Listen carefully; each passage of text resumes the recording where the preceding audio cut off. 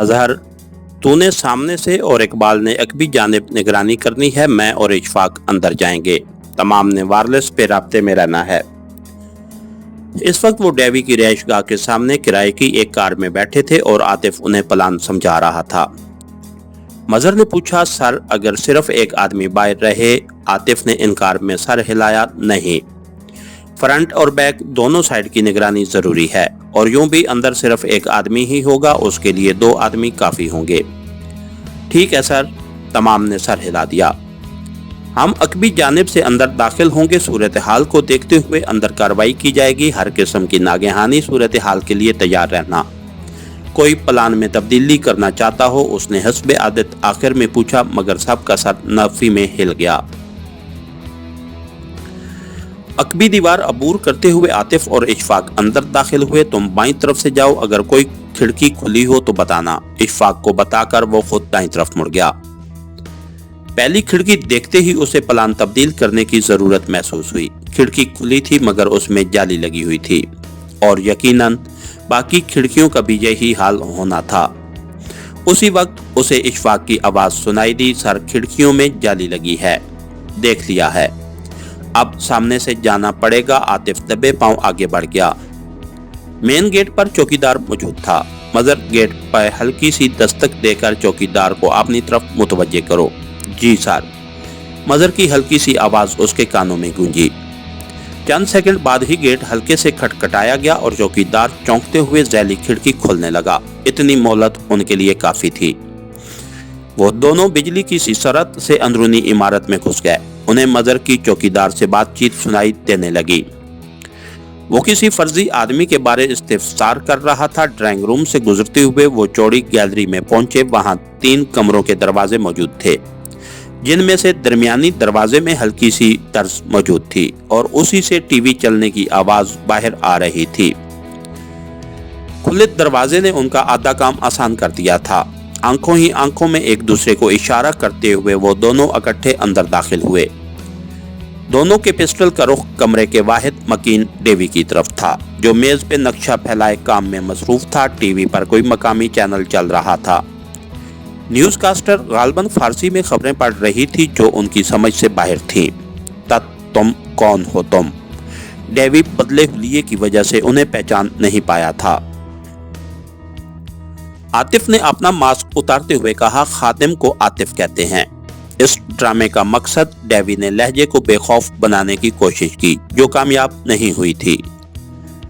तुमसे कुछ उधार चुकाना था मिस्टर डेवी, याद है ना? आखिरी मुलाकात में मैंने कहा था कि कोशिश करना दोबारा मेरा सामना ना हो। तो मैंने कब कोशिश की है सामना करने की? तुम्हारी ग्रामर का हाल भी मेरी तरह कुछ अच्छा नहीं है मिस्टर। मैंने कहा था कोशिश करनी है मेरा सामना ना हो। सादा अल्फाज में मुझसे बचना कि तुम मेरे मुल्क व कौम के मुजरिम हो, और मुजरिमों को माफ करने का मैं बिल्कुल कायल नहीं हूँ। आपकी हुकूमत से मुआहदा हो चुका है और उसकी खिलाफ वर्जी करना आपको ज़ेब नहीं देता। हा हा हा, मुआहदा मिस्टर, वो मुआहदा नहीं, धौंस थी। एक कन्फर्म मुजरिम को रिहा करना। क्या तेरी हुकूमत इसी तरह मुजरिमों से मुआहदे किया करती है? नहीं, उसने नफी में सर हिलाया। मगर आपके एक जिम्मेदार ओहदेदार ने तो मुआहदा किया है ना, और उसकी पासदारी आपको लाजिम है। बेवकूफ, उसने कोई कानूनी मुआहदा नहीं किया। तेरी तंजीम की वसातत से उसे कुर्सी मिली। जवाबन एक मुजरिम की रिहाई का हुक्म देते हुए उसने नमक हलाली का मुजाहरा करना चाहा, जो मुल्क व कौम से गद्दारी थी। अगर मैं अभी आपसे मुआहदा करना चाहूं, तुम क्या दे सकते हो? आप मांग कर देखें। पाकिस्तान का जितना नुकसान कर चुके हो, क्या उसे पूरा कर सकते हो? कोई ऐसी चीज मांगो जो मुमकिन हो। मेरा ख्याल है काफी गपशप कर दी है। आतिफ ने जेब से सलंसर निकालकर पिस्तौल की नाल पर चढ़ाया। डेवी का रंग हल्दी की तरह जर्द हो गया था। प्लीज मिस्टर आतिफ, वो गड़गड़ाया। अलविदा मिस्टर डेवी। आतिफ ने होंठ भींचते हुए ट्रैगर दबा दिया। ठक की आवाज के साथ डेवी की दोनों आंखों के बीच रोशन दान खुल गया था। चंद सेकंड तक हाथ पैर झटकने के बाद वो साकिन हो गया। इशफाक ने पूछा, सर तलाशी लेने की जरूरत है? नहीं, पिस्टल जेब में डालकर वो दोबारा अपना मास्क ठीक करने लगा। सर, काम हो गया है, उसके कानों में मजहर की आवाज गूंजी। हाँ, और हम बाहर निकल रहे हैं। तुम चौकीदार को दोबारा अपने जानिब मुतवज्जे करो। ओके, कहकर मजहर कोठी के गेट की तरफ बढ़ गया। जब वो ड्राइंग रूम के दरवाजे पे पहुंचे, उस वक्त मजहर दस्तक देकर चौकीदार को दोबारा अपनी तरफ मुतवज्जे कर चुका था। कोठी की दाहिनी साइड से चक्कर काटते हुए वो अकबी सिमत में पहुंचे और फिर दीवार अबूर करते हुए बाहर आ गए।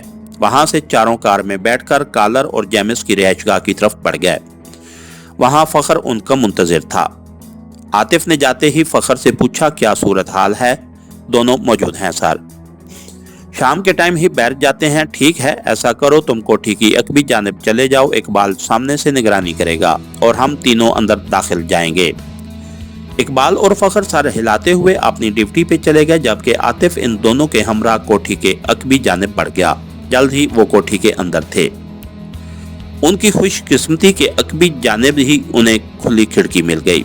उससे होते हुए वो अंदरूनी इमारत में दाखिल हुए। दोनों उन्हें ड्राइंग रूम में ही मसरूफ गुफ्तगू नजर आए थे। वो तीनों बेधड़क अंदर दाखिल हो गए। उन पर नजर पड़ते ही वो हड़बड़ाकर खड़े हो गए थे। शायद तुम्हें हैरानी हो कि हम कौन हैं? आतिफ ने मास्क उतारते हुए कहा। फिदवी को आतिफ कहते हैं और तुम लोगों को अपना जुर्म खूब मालूम है। वजाहत करना वक्त का ज़िया होगा।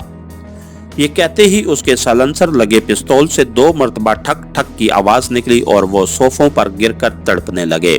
चलो आतिफ, इनके ठंडा होने से पहले वापस मुड़ गया। अपनी आमद का रास्ता इस्तेमाल करते हुए वो तीनों बाहर आ गए और फिर आधे घंटे बाद वो वापस होटल पहुंच गए थे। आतिफ मदर से मुखातिब हुआ, कल की फ्लाइट से हमारे लिए सीटें रिजर्व करा लो और आपने बारे दानिश साहब से पूछ लेना। वो जवाबन बोला, हमने भी वापस ही जाना है सर। ओके, सीटें कंफर्म करके मुझे मुतला कर दो। जी सर, कहकर मजहर कमरे से निकल गया। इसके साथ ही हमारी आज की एपिसोड का इख्तिताम हुआ। कहानीगर चैनल को लाइक कीजिए, सब्सक्राइब कीजिए और बेल आइकन को प्रेस कर दीजिए ताकि हर आने वाली नई वीडियो आप तक बर वक्त पहुंच सके। शुक्रिया।